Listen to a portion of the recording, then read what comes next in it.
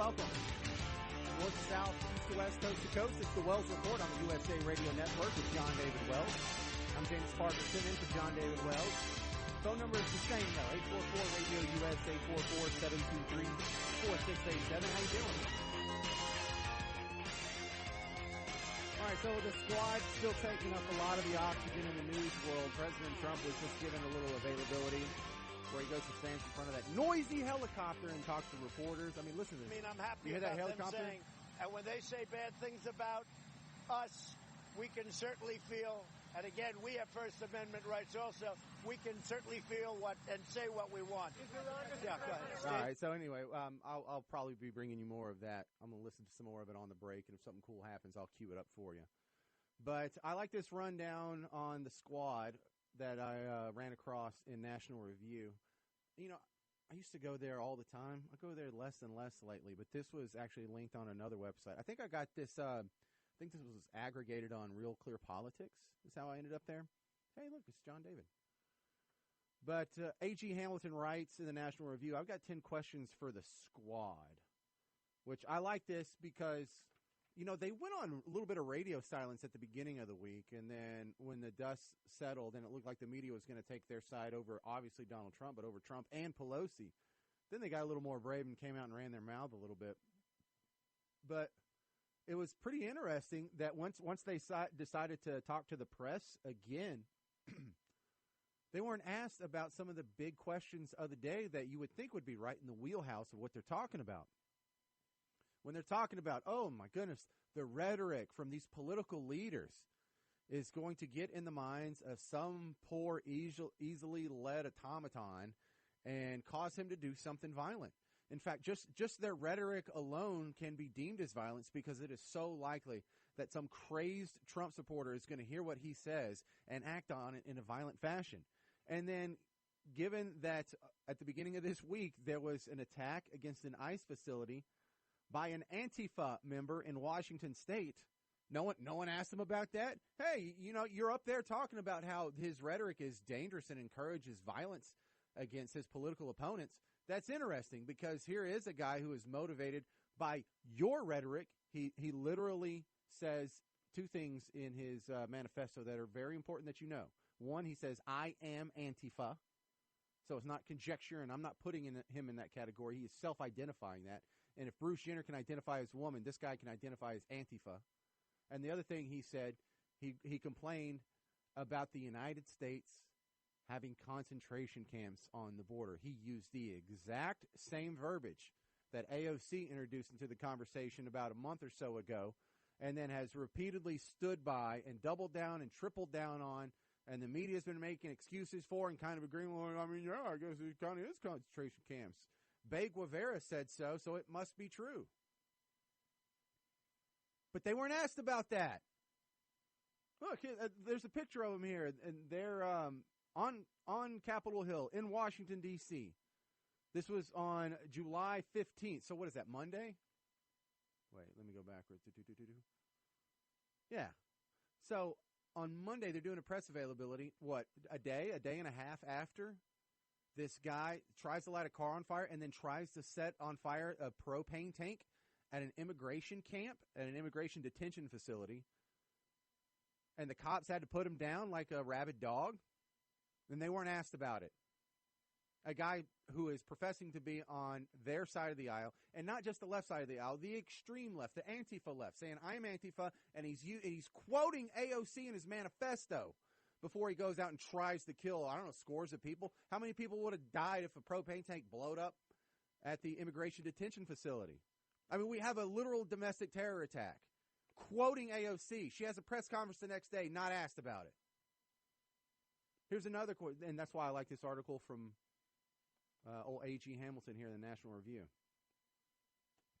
And then the second thing they should be asked, hey, didn't y'all just vote against more funding for facilities? In fact, in the government shutdown that started in December, and it was the most beautiful, glorious, longest government shutdown we've ever had. You know, a partial 26% of one layer, the federal branch of government was shut down for about 30 days. But, hey, I'll take what I can get. But as part of the negotiation to reopen government and end the shutdown, Didn't y'all just negotiate for fewer beds and fewer detention facilities, necessarily causing and adding to the overcrowding issue? How can you legitimately complain about conditions at these facilities when you have decreased the amount of facilities available and then voted against additional funding for what facilities you left untouched? So you can't have we have to reduce the number of facilities, and the facilities that remain, we're going to yank resources from them, and then we're going to complain about the condition. Interesting. They weren't asked about that all week. Hell, they haven't been asked about that their entire life, but really the Antifa thing just happened last week. But okay, so you don't think these detention centers are getting the job done? How come they're not asked about what they would do? Can someone tell me what their plan is? Do you know? Now, we don't know because they haven't been asked. How convenient is that? It's so easy to just shoot down the other guy's stuff, and somebody says, well, what's your plan? You know, she did that on the Green New Deal. Well, I got a plan. What's your plan? If you don't have a plan, I'm the boss now. Well, what is that? Are we still playing by those rules, or they just change with the day? Because we know what they really want. They want open borders. They just don't want to have to admit it, and the media doesn't want to have to make them admit it because they know that would not help the narrative. That would not help them in the court of public opinion. Hell, it might make people see them for what they really are. Here's another good one. Part of the recent infighting from the House caucus, and I mean just the Democrat side of it, some of this is reaction to tweets from her chief of staff. Have you heard of this guy, Saikat Chakrabarty? It's a new name to me. I just heard it for the first time this week. But he was suggesting that some of the other Democrat colleagues, Nancy Pelosi and the crew, were enabling racism with their immigration votes. He was comparing them to Southern segregationists in the 40s. He was saying this about Nancy Pelosi. How come she hasn't been asked about her own chief of staff, comparing Nancy Pelosi to segregationists in the 40s? And racist. You know, she's not asked about that? That is so bizarre. Here's some questions for Ilhan Omar that she was not asked all week. We have new information that came out. Minnesota Star Tribune just recently went back and dug into the story with the express purpose of disproving it. The Minnesota Star Tribune is not a bulwark of conservative or libertarian thought. It is every bit as slanted as you could have guessed. And while their final conclusion, if you go back and read the report, was, well, we can't disprove that it's her brother, but we can't actually prove that she was married to her brother because the records from Somalia are unreliable. It's like, holy crap, that's your conclusion? The fact that she murdered her brother, that has to be false. Why? Well, because we can't prove beyond the shadow of a doubt that that's her brother. Oh, really? That's what you got? Even though they've been brother and sister their entire lives. There's evidence of them being brother and sister. Yeah, but you don't have the birth certificates, you know, and the records from Somalia to prove it. Okay, just the fact they called each other brother and sister over the course of 3 decades, we can't trust that. Boy, talk about the shadow of a doubt. But on top of that, some of the stuff they did report, and this was just a little over a week ago, if I have my timeline correct, was stuff that whether or not it's her brother, she broke the law. She filed some false tax returns. She filed a joint return with her de facto husband. Her legal husband was her brother. Instead of filing a return with him, you're not supposed to file joint returns with someone who's not your legal spouse. You can't do that. In fact, if you do that, that's tax fraud. It's a federal offense. Cuff her! But she's not even asked about it. Not one question there. During the 2018 election, it was also found that she probably broke some Minnesota campaign finance and public disclosure laws. But whatever, these are piddly laws. The point being that if she had an R after her name, she'd probably be asked about it, and they'd probably trumpet it in the media until she was run out of office, or at least made to answer the questions. But that was uncovered, thankfully, with some work that included the Minnesota Star Tribune in their recent report, where they tried to go disprove it, and they couldn't disprove it. And then the guy goes on in this column from National Review, A.G. Hamilton's column, where he says, I got questions for the squad. He goes in and he just goes through a checklist of Rashida Tlaib's connections and support of anti-Israel, pro-terrorism groups, where she expresses sympathy for terrorism, or she posts anti-Semitic comments. She retweets and shares out other people's anti-Semitic stuff. And so after just listing all this stuff out, the question would be, how do you explain all these associations with people who promote anti-Semitism? Do you share any of these views? For Ayanna Pressley, it was about the whole Black Voices thing. But while they're out there just running down America, I seem to remember this came out of just 2 weeks ago or so, almost 3 weeks ago, leading up to the 4th of July. Do you remember what was in the news cycle over and over and over? USA Today did a rundown. New York Times did a rundown that a lot of people tweeted and other people picked up on. And then Washington Times did a rundown. Did I say CBS News? I think I might have said them first. Anyway, I saw 3 major national media outlets all happened to coincidentally do a story in the week leading up to the 4th of July, because it was on a Thursday. These started popping out Saturday, Sunday, Monday, Tuesday, that America is not the greatest country in the world. Oh, greatest country in the world? That is a myth. Here's the reasons why. Or you think America's a great country? It's really just mediocre. Here's the reasons why. You know, that's not coming out of right-wing outlets. That is an inherently left-wing point of view that America sucks. And they do the same thing that went viral when they did this, what was that, like 7, 8 years ago? Do you remember that show, The Network, where Jeff Daniels is supposed to be the center of the road, complete, perfect moderate. He happens to be in a news anchor, and then he just goes off, talks about how America's not the greatest country in the world. What are you talking about? Then he spouts off a bunch of statistics, which is really just a handful of grievances that could apply to just about any country. And then he says, America's only number 1 in 3 things, and it's number of incarcerated people, the percentage of the population that believes in ghosts, and something else crappy. That was the same pattern that was used by these other outlets 2-3 weeks ago. They would lay out some grievances, most of which included government intervention into the free market. And they're like, oh, look at the cost of healthcare. Oh, look at the cost of education. Oh, look at how messed up the housing market is. Okay, but those are the only things that y'all really intervene in. But that being said, your solution to all this is more government intervention. It's kind of a quandary. However, the cherry picking on the stuff where they say, you know what America is number 1 at, is garbage. That is where you know it's propaganda. Because there's a few more than 3 things America is number 1 at, and they're not piddly things. So let me just run through this real quick for all you people who hate America. Wake up! America is absolutely the best country in the history of the world. It's definitely the best country on the planet right now, and we lead the world in more things than just a few little sorry things. Number 1, we have the largest economy in the world. We have the best military in the world. Military capability, who can hang with us? Nobody. We have the most Nobel Prize winners. That includes the science categories, not just the peace stuff. We actually have the highest number of immigrants as well. 46 million Americans are immigrants. We allow the most new legal immigrants in our country every year. We have the most number of patents. We have the same number of patents as number 2 and number 3 combined. Did I mention Olympic medals, foreign aid donations, agricultural producer, agricultural exporter, oil producer, manufacturing production? We're the most charitable country. And tomorrow, it'll be the 50th anniversary of us being the only country that has put somebody on the moon. And we did it a decade before I was born. Yeah, and we did all that without forced paid maternity leave or universal health care, and we still have guns. It's the damnedest thing. It's the weirdest thing. You think Venezuela would have got there by now, or China, or Russia. I'm James Parker. It's the Wells Report.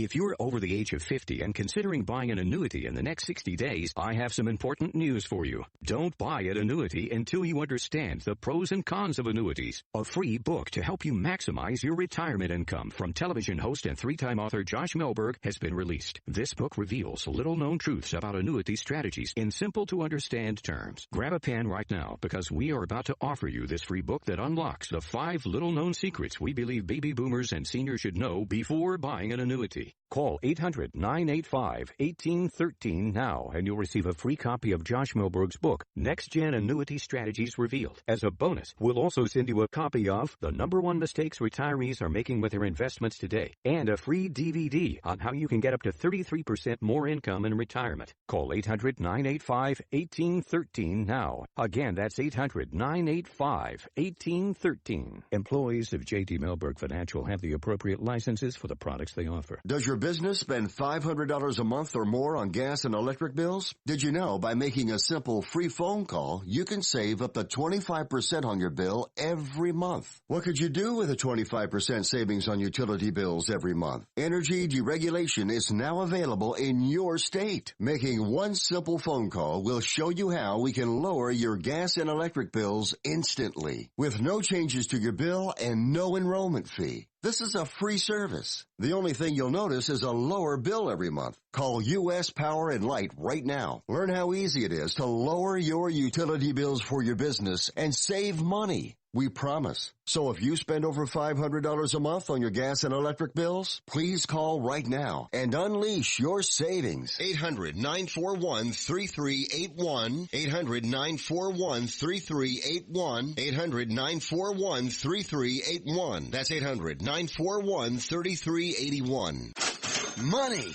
Money! Money! Money. You gotta have it.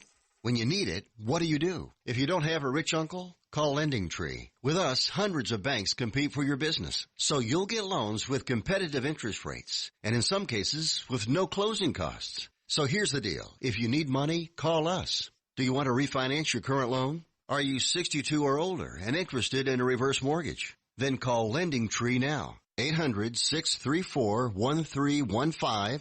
800-634-1315. We've closed over $250 billion in loans. We know what we're doing and can help you. Call right now for a free quote. 800-634-1315. 800-634-1315. 800-634-1315. That's 800-634-1315. NMLS number 1136. Are you struggling with addiction or alcohol problems? If you're depressed, drinking, and using drugs, you may need help. And the Affordable Care Act guarantees coverage of substance abuse. I knew I could get myself out of this. I just needed some hope and some help. I took the first step to recovery when I made the call. Call the Addiction, Hope, and Helpline now for a free assessment with someone who cares. Call 800-854-1055. 800-854-1055. I feel like I'm losing control. I'm afraid I'll lose my job or even my family. Call now for hope and help with proven, gentle recovery programs. I never thought that I could be somebody who didn't drink and use drugs. I'm in recovery, getting the help I need. Call the Addiction, Hope, and Helpline now for a free assessment with someone who cares. Call 800-854-1055. 800-854-1055. 800-854-1055.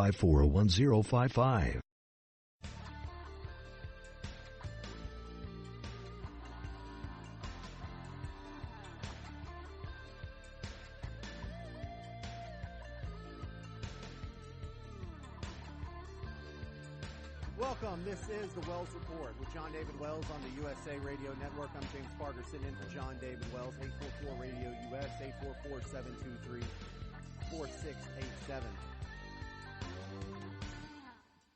Scientists out of China are claiming that they put a human gene into monkeys to make them smarter and to make them actually more human-like. That's...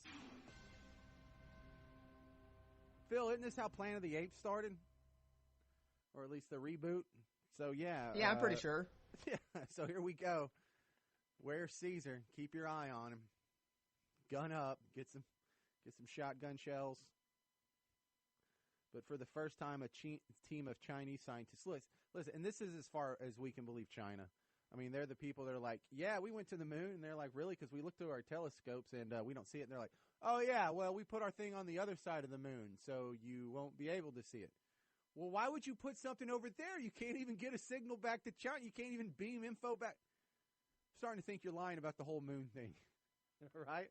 So the grain of salt, how about a boulder of salt? How about we go over to Grand Saline and we get one of those giant 6-foot-tall cubes of salt, and we'll throw that over our shoulder while we're reading the story.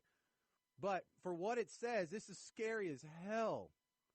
Chinese scientists made use of gene editing techniques to make monkey brains more human-like, and they're doing this to rhesus macaques. And by the end, they measured the new monkeys' intelligence, and they had gotten smarter, and they had superior memories as compared to the unaltered monkeys. And this is getting real serious real quick. Next thing you know, let me guess.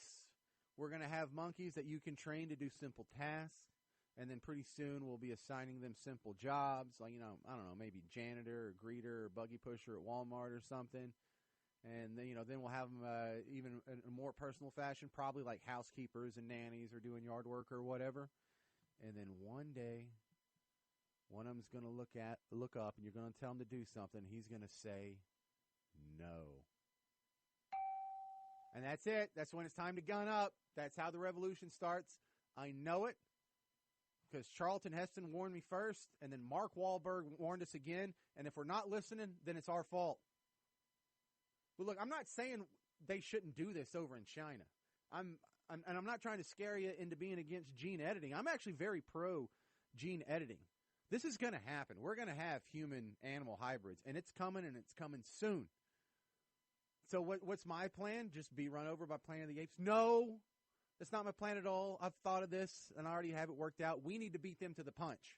We need to have the army of super monkeys first. Whoever gets there first rules the day. Netflix is the number one streaming service, not because they have better properties or better programming than Disney or Universal or NBC or HBO. It's because they got there first, right? So we need to get there first. We need to ramp up our super monkeys, our half man, half monkeys. You got to be careful making jokes about there. You're going to end up like Jimmy the Greek. You're going to end up without a job if you go too far with those jokes. So don't look at me like that. I'm not making any of the jokes. I mean, there's jokes that are just hanging out there. But seriously, you can't convince me this is not going to happen. This is not coming down the road. I just don't like the fact that China's doing it first. So, yeah, they're putting human genes into monkeys to make them smarter. Hey, is there some genes we can put into other humans to make them smarter? Because there's about 15% of the population, seriously, that their IQ is less than 83. And what do we do with those folks? They're like not even employable by the military. That's a big problem. But sure, hey, I'm looking forward to this. In fact, I'd like to have one of these monkeys. Christmas is coming up. Give you a little, we got 5 or so months to save up for me. But if y'all want to pitch in, I would love. Give me one of these hybrid Chinese monkeys, half human, half monkey. That would be great. We could just go in the backyard and sword fight or something. Sounds fun. 844-723-4687. That's 844-RADIO-US. I'm James Parker in for John David Wells. This is the Wells Report on the USA Radio Network.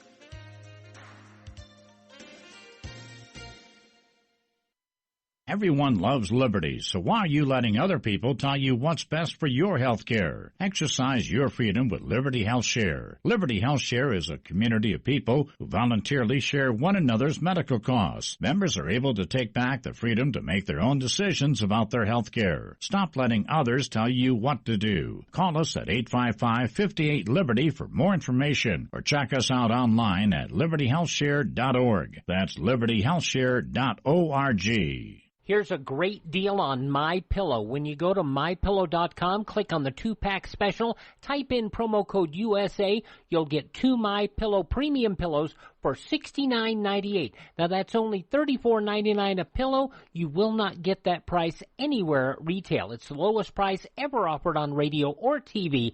And like all MyPillow products, 10-year warranty, 60-day money-back guarantee. Go to MyPillow.com, click on the 2-pack special, use my promo code USA.